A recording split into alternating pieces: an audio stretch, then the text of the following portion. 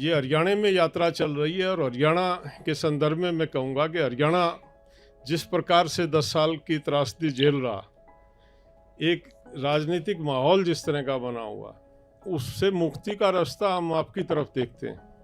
ऐसा क्योंकि बहुत ही बुरी पोजीशन है आम किसान और मजदूर की। जिस तरह से हुड्डा साहब के 10 साल के शासन में इन्होंने जातीय और वर्ग से ऊपर उठ के मानवता के नाते जिस तरह से सबको साथ लेके चले थे, ये वो एक मिसाल थी अपने आप में।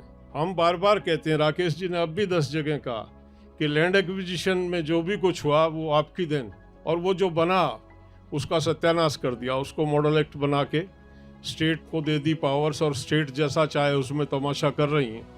ये आशा करेंगे कि दोबारा जैसे ही मौका मिले कांग्रेस को, उसको जैसा था वैसा रहे वो। एमएसपी हमारी मुख्य मांग, और हमारा मनोबल इतना टूट गया कि हम अब लागत पे लाभकारी मूल्य की बात करना भूल गए हैं। हम कहते हैं जो तुम देते हो एमएसपी, हम सहमत नहीं है सीएससीपी के फार्मूले से, लेकिन हमारी इतनी बुरी दुर्दशा हो गई है कि हम उस सीएससीपी में जो सरकार तय करती है, कम से कम उसकी तो गारंटी दे दी जाए।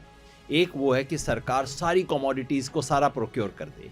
दूसरा, कुछ बीजेपी आरएसएस वालों ने एक चलाया कि बस और कुछ मत करो, एक कानून बना दो कि इससे नीचे प्रोक्योर करना इलीगल हो जाएगा। हमने किसान आंदोलन में बहुत चर्चा करके एक तीसरा वर्जन बनाया है, जिसमें लीगल गारंटी का मतलब होगा आज जो प्रोक्योरमेंट होता है उससे थोड़ा सा ज्यादा प्रोक्योरमेंट। हिमाचल में अडानी का पूरा व्यापार वहाँ पे अडानी का, खास करके सेब का, और अभी सीमेंट प्लांट जो उसके हैं वे जैसे ही आपकी सरकार बनी कांग्रेस की, उसने बंद कर दिए।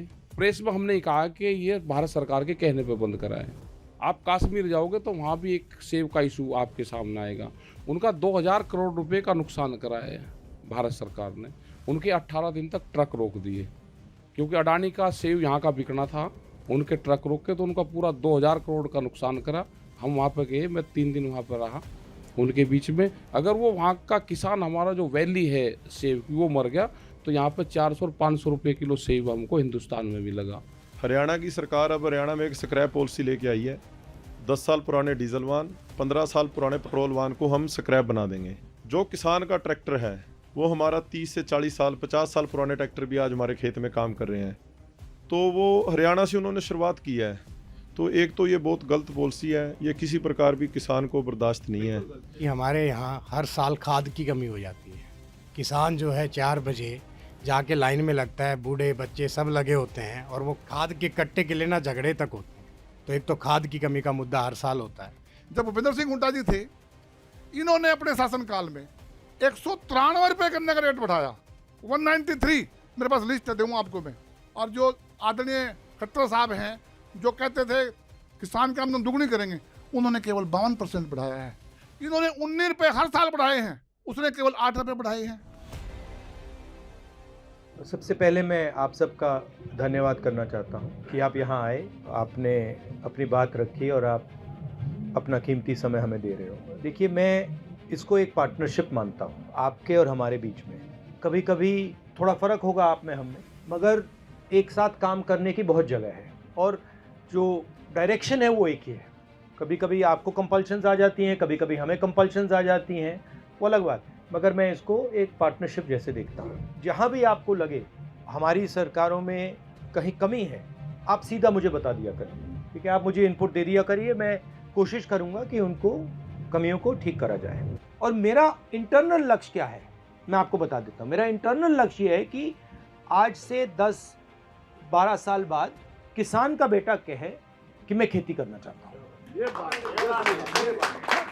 मैं चाहता हूं कि आज जो सब भाग रहे हैं, इधर उधर भाग रहे हैं, 10 साल में किसान का बेटा कहे भैया ठीक है, मुझे खेती करनी है, मुझे एग्रीकल्चर में रहना है, मुझे फूड प्रोसेसिंग प्लांट खोलना है, मुझे ये करना है, मुझे वो करना है। तो अगर आपके बच्चे कल फूड प्रोसेसिंग यूनिट खोलें, जो आप उगा रहे हो उसको प्रोसेस करें, उसको भी मैं खेती मानता हूँ। आज बेसिकली आइडिया ये है कि ये पूरा का पूरा जो ढांचा है, जो स्ट्रक्चर है, ये 2 लोगों को पकड़ा। ये एक्चुअली सोच है कि भैया देखो, जो भी करना है, फूड प्रोसेसिंग करना है, सुपरमार्केट है, जो भी है, ये 2 लोगों को पकड़ा दे। और ये मतलब इनको हिंदुस्तान के किसानों और मजदूरों को निचोड़ने दो।